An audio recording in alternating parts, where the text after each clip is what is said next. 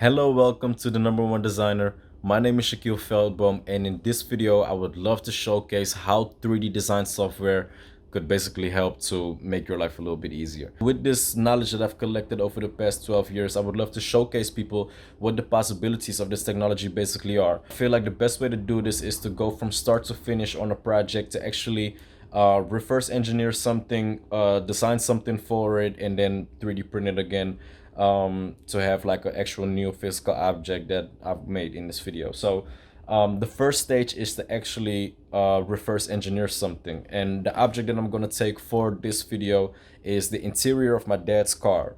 The first step is to actually get a 3D scan of the interior of his car, and the way to do that could be in a couple of ways. The first would be to actually get some measuring tape out and to physically by hand kind of measure out all of these lines, what the angle would be and all of that. And that is very difficult and complicated to get a 3D model out of a non-geometric, non-square shape, I would say.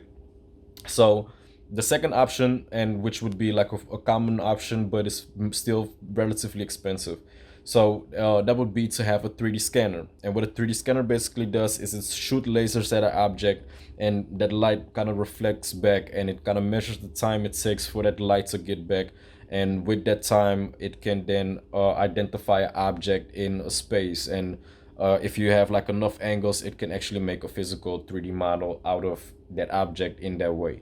That's a very short explanation. It works a little bit more complicated than that, but that is the gist of it. So the third option is what I actually used, and that is to have photogrammetry.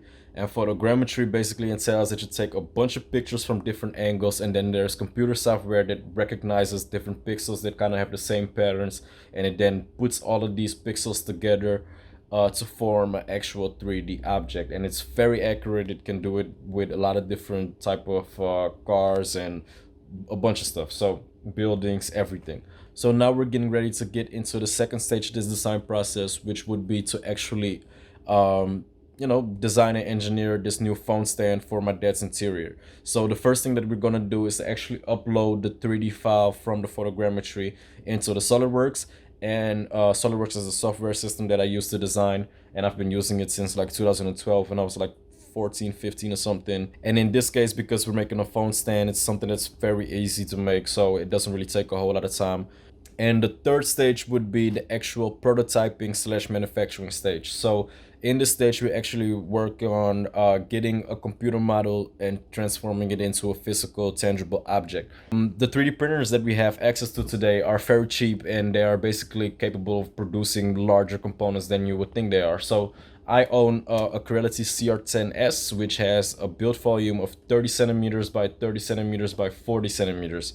So it is capable of producing very large components, and I'm going to use this printer to also make my dad's phone stand for in his interior. So within this design, you will probably see like another time-lapse video of the print going on at the moment, but that is just basically what I wanted to showcase. So now we have gone through three stages. The initial reverse engineering stage, we went through actually designing the phone stand itself, and now we also have 3D printed it.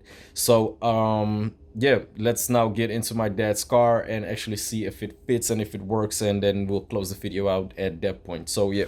And for the final and last part of the video, you can see here that this would be the original dashboard piece on which I based my design. And now we have a phone stand basically that fits perfect on it. I do need to still apply some glue and everything, but that is kind of to get the adhesion right, but it fits and it is also looking very good. The last thing that I wanted to add to this video was to just make a mention of the learning curve it takes to kind of go through all of the procedures to be able to do this type of stuff. I've been doing it since I was 10, 12 years old, and I know that is kind of like a very lucky advantage that I have over a lot of people starting in this. But that is why I would also like to offer my services to people that are interested in developing their products in this way, but don't yet possess the skill set to do so. So please, I will put like links in this video right here, right next to the screen, with all of my information on how to get in contact with me. And if you would be interested in working on something together, please feel free to hit me up and to see what we can come up with. My name is Shaquille Veldboom. Thanks for watching another The Number One Designer YouTube channel video, and I'm out.